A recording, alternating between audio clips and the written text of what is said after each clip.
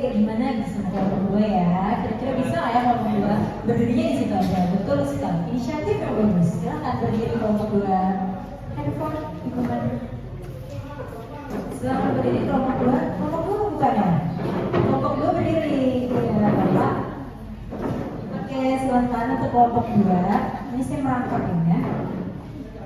Oke, jadi yang di kelompok gue itu kasus gangguan keluarga, seorang ibu tunggal yang bekerja keras untuk menyediakan kebutuhan finansial bagi keluarga, seringkali kesulitan dalam memberikan perhatian dan empati yang cukup kepada anak-anaknya, yang akhirnya menyebabkan ketegangan dan konflik dalam hubungan keluarga, serta membuat anak-anak merasa tidak dihargai atau tidak didengarkan. Jadi pada kasus ini itu mengarah pada komunikasi, kontrol emosi dari seorang ibu tunggal tadi, dan pengambilan perspektif dari anak-anaknya. Oke, selanjutnya. Oke, baik. Jadi kenapa kasus itu bisa terjadi? Karena memang itu tadi karena tidak ada komunikasi nih antara orang tua dan juga anak. Yang dimana seorang ibu yang harus bekerja keras, tapi di samping itu dia juga punya anak yang harus dibina dan juga dididik untuk bisa dibesarkan menjadi anak yang baik. Tapi anaknya merasa tidak mendapatkan peran itu, jadi memang tidak ada komunikasi yang dibangun di sana. Jadi perlunya ada komunikasi di sana, terus juga tidak ada rasa kontrol emosi karena anaknya sudah menyimpulkan seperti itu. Jadi hal-hal itu yang membuat kasus ini terjadi. Terus ada lagi di tidak peka karena memang di situasi yang seperti itu pastinya kita harus bisa memahami. Jadi kasus-kasus tersebut bisa terjadi karena memang ada suasana-suasana yang seperti itu. Nah, langkah apa yang bisa dilakukan bisa dijelaskan oleh rekan saya. Silakan Bapak Hafi dan Bapak Irfan ya juga menyampaikan ya pendapatnya. Oke, langkah-langkah yang bisa kita lakukan nih untuk menanggulangi masalah seperti itu. Yang pertama tadi kan berkaitan dengan social skillnya ya, yang mana nanti pada seorang ibu atau seseorang lah harus bisa memiliki skill untuk komunikasi yang baik. Yang mana ketika kita memiliki skill komunikasi yang baik, kita bisa menanggulangi adanya komunikasi yang buruk di antara person to person. Kemudian yang kedua yaitu setelah adanya komunikasi yang baik, sehingga nanti si anak itu bisa memiliki empati kepada ibunya. Oh, ibu aku ternyata sibuk, tetapi kesibukan dia itu untuk diriku, dia bisa memberikan aku ini, berikan itu, sehingga empati si anak ini keluar karena adanya komunikasi yang bagus dari si ibu. Gitu. Kemudian dilanjutkan oleh saudara Ivan, silakan. Baik, terima kasih. Benar yang dikatakan oleh Bapak Hafi, tentunya komunikasi dengan orang tua itu adalah penting bagi suatu hubungan antara anak dan orang tua. Apalagi ini seorang ibu yang bekerja keras kan, jadi mempunyai kurang waktu untuk anak-anaknya. Jadi untuk itu harusnya lebih kasih waktu lebih aja kepada anak-anaknya, seperti quality time sama anak-anaknya setelah kerja, agar kayak membangun rasa keluarganya tambah gitu kan setelah bekerja. Dan anak-anaknya juga setelah diyakinkan oleh kepada orang tuanya, dia seharusnya mempunyai rasa empati kepada oh ya kalau orang tuaku bekerja gitu untuk diriku sendiri, jadi harus mempunyai empati. Oke, jadi ada balance ya tadi ya antara orang tua dengan anak. Terima kasih kelompok 2, jawabannya luar biasa sekali. Oke, selanjutnya kelompok 3 tentang hubungan cinta-cinta. Silakan. Iya, jadi apa ya ini? Bapak tadi. Iya, dari kelompok 3 sebelumnya kita maaf kami mendapatkan terus dalam hubungan romantis di sini itu ada seorang pasangan yang tidak sensitif terhadap perasaan dan hubungan satu sama lain. Pasangan ini itu seringkali mengalami kesulitan dalam mempertahankan hubungan yang sehat serta berkelanjutan.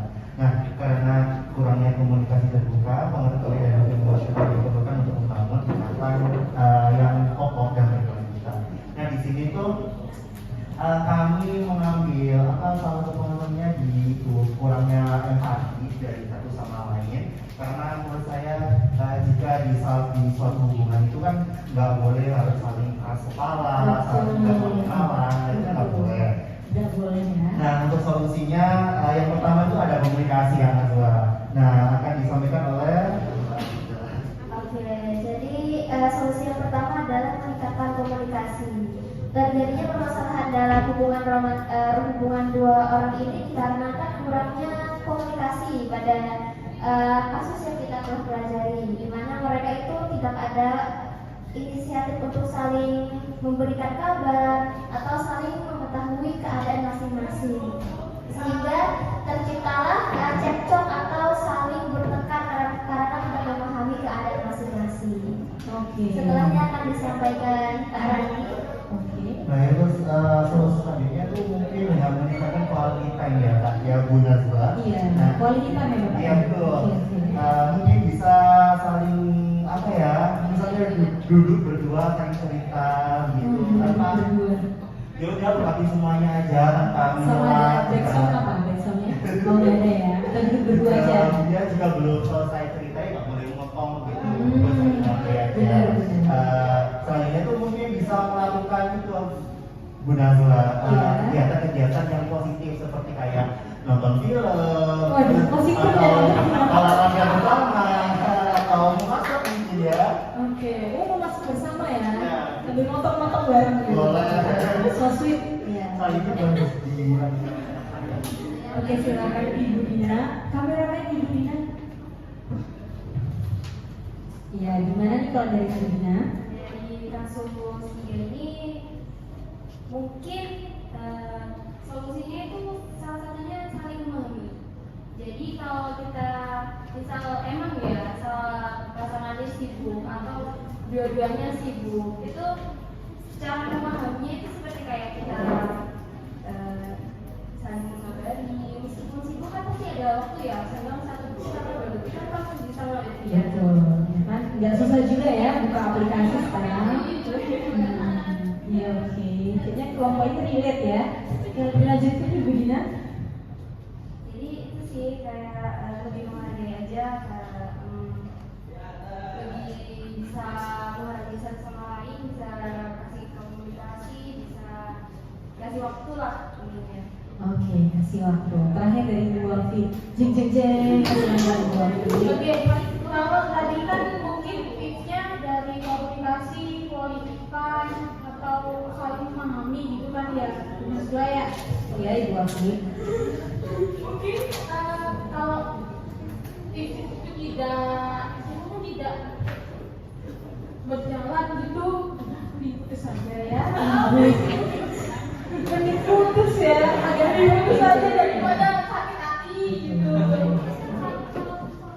Oh, putus sama solusi bisa jadi ya. Gitu. Nanti dapat yang baru atau gimana? Cari aja lagi. Cari Kalau aja. bisa, taruh aja. Oh Masya Allah. Biar kelompok-kelompoknya halal ya. Berkaitan sekali ya sama kelompok ini. Oke, ada lagi Bu Alfi? Sudah. Terima kasih banyak. Beri tepuk tangannya dulu dong semuanya. Oke, silakan kelompok yang terakhir yaitu kelompok 4. Silakan untuk Ibu Alza. Boleh dong berdiri semuanya.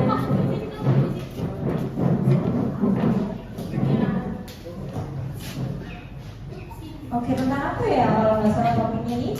Oke, jadi kasus keempatnya ini soal interaksi sosial. Jadi di mana siswa yang merokok terhadap perasaan dan pengalaman teman-teman sekelasnya.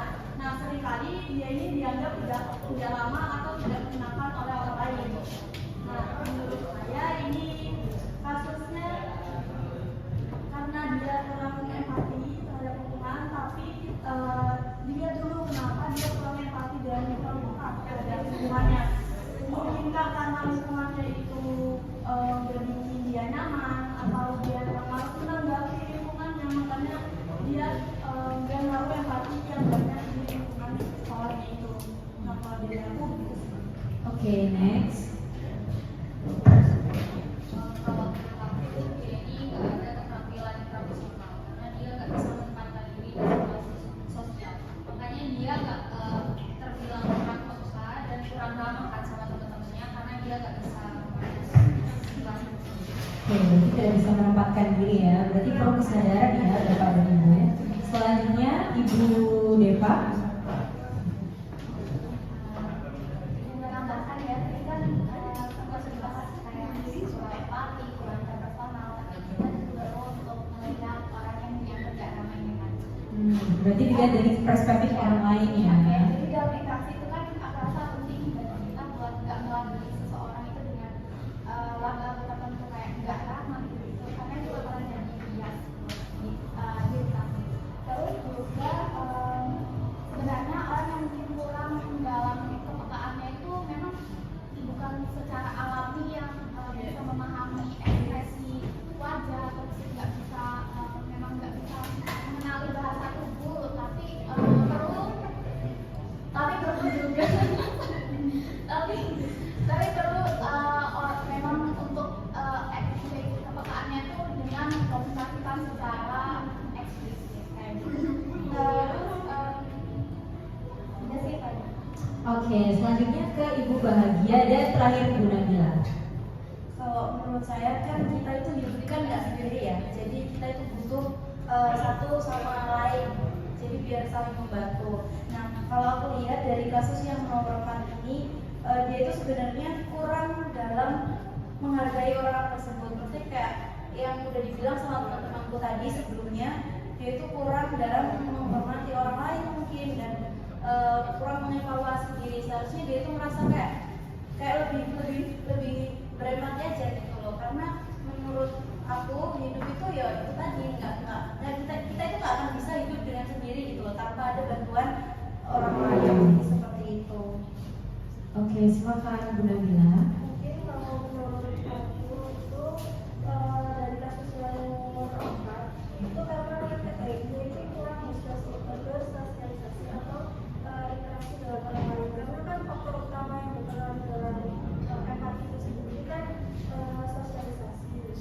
Terus juga cara menggunakan empati buat kasus yang nomor 4 mungkin bisa ada kepekaan terhadap perasaan orang lain, itu juga bisa membangkitkan kesadaran dan juga mengungkapkan emosi yang dirasakan. Oke, terima kasih ya untuk kelompok 4. Jadi kasus dari kelompok 2, 3, 4, dan 1 semuanya clear. Oke, karena semua tadi sudah menyampaikan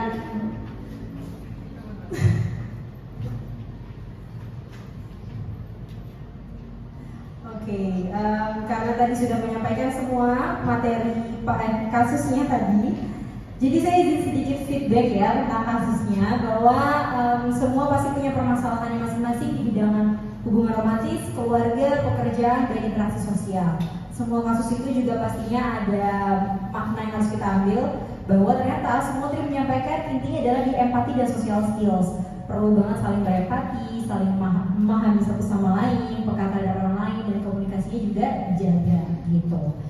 Oke, jadi intinya pada feedback materi kasus tadi semoga bisa bermanfaat. Dan tentang feedback games tadi ya belum disampaikan, bahwa tadi permainan games, kenapa kok gamesnya tuh bermain tentang two truths and a lie, karena memang dari dua kebenaran dan satu kebohongan itu bisa memunculkan teman-teman ini saling tahu nih, oh ternyata Nizam tuh punya karakter seperti ini. Ibu Dina tadi juga ya tadi disampaikan di depan bahwa kita jadi mengenal satu sama lain, ada interaksi tadi, ada juga komunikasi, ada kepekaan, interaksi yang aktif. Nah, semua itu jadi satu dan dirangkum dalam materi empati dan social skills.